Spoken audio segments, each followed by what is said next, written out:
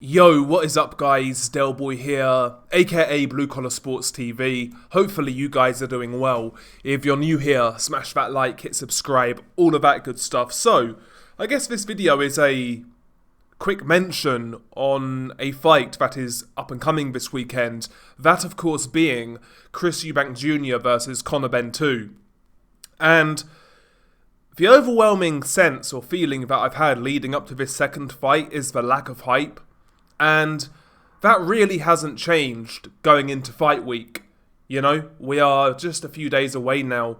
And for me, nobody seems to be talking about this fight.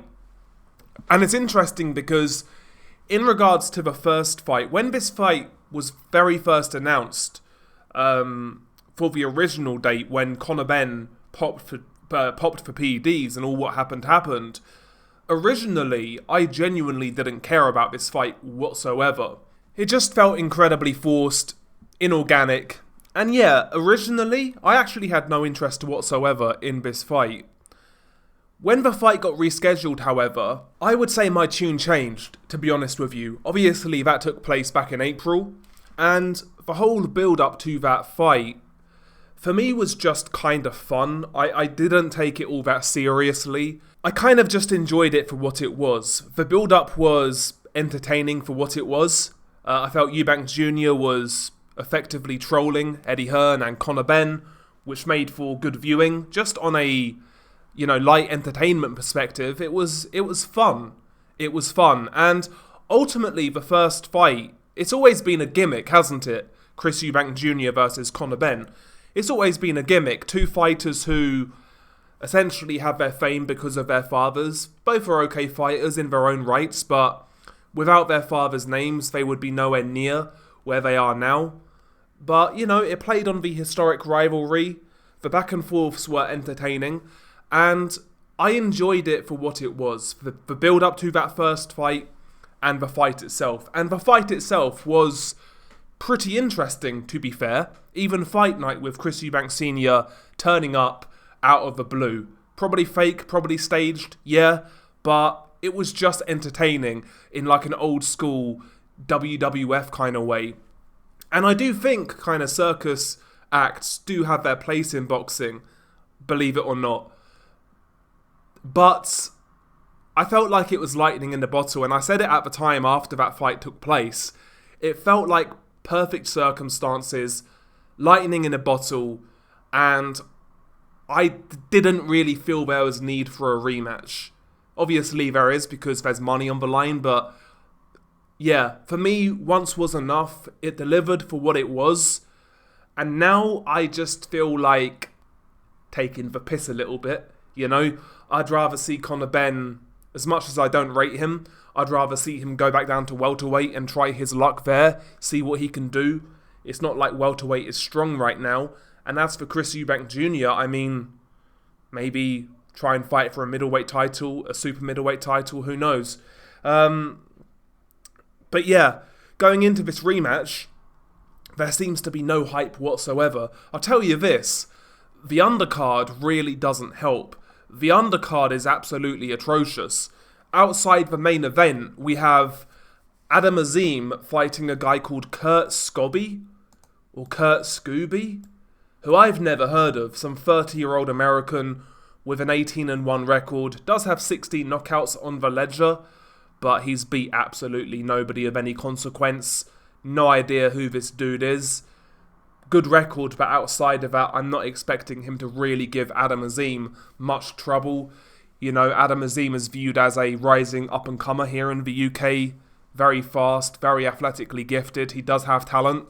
How far he goes, we shall see. Still untested, but, he's a prospect. And at this stage of his career, he's just beaten a shop-worn Sergey Lipinets. I would have liked to have seen him in there with like a fringe world-level guy or a European-level guy to get some rounds to maybe test him, but obviously, that doesn't look like the case. He's in there with Kurt Scooby-Dooby-Doo. Where are you?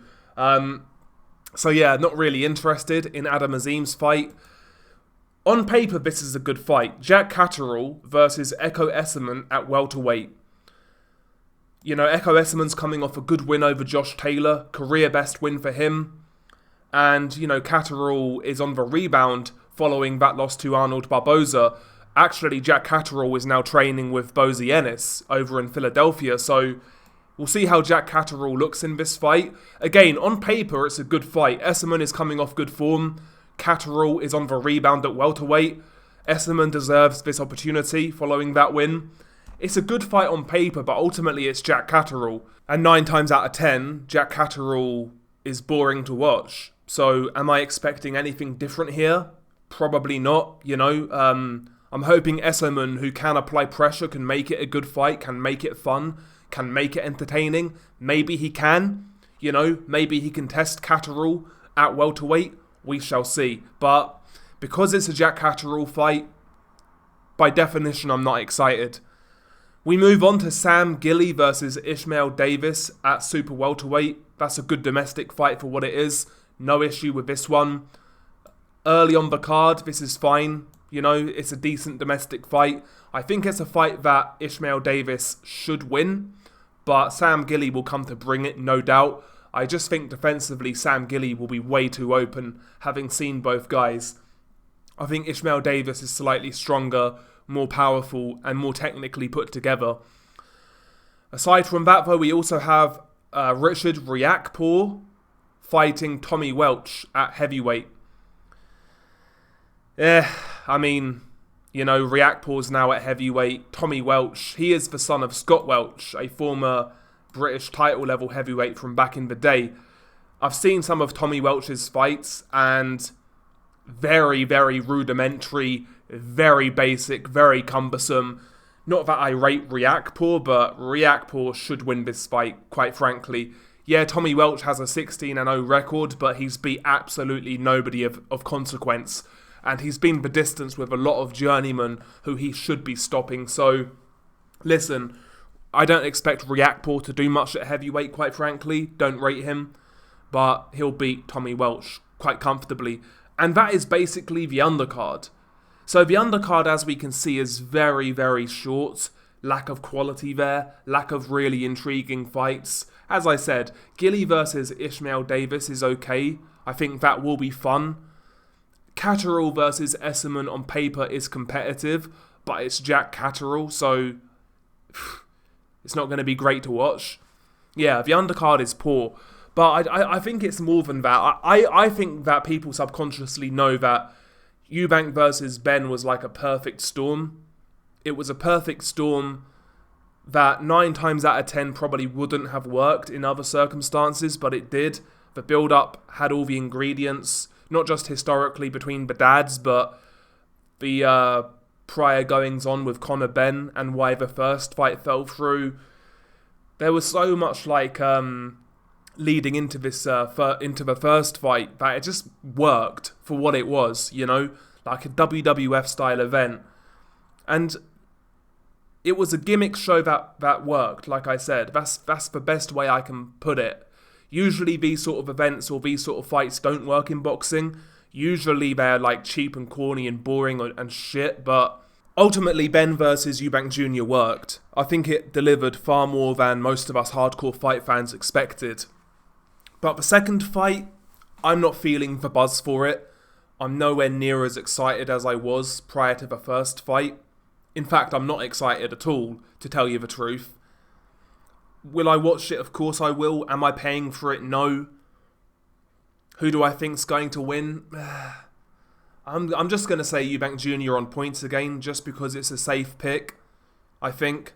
But yeah, it is what it is. I mean, it could still be a fun fight, this rematch. In fact, I think it will be quite fun for what it is.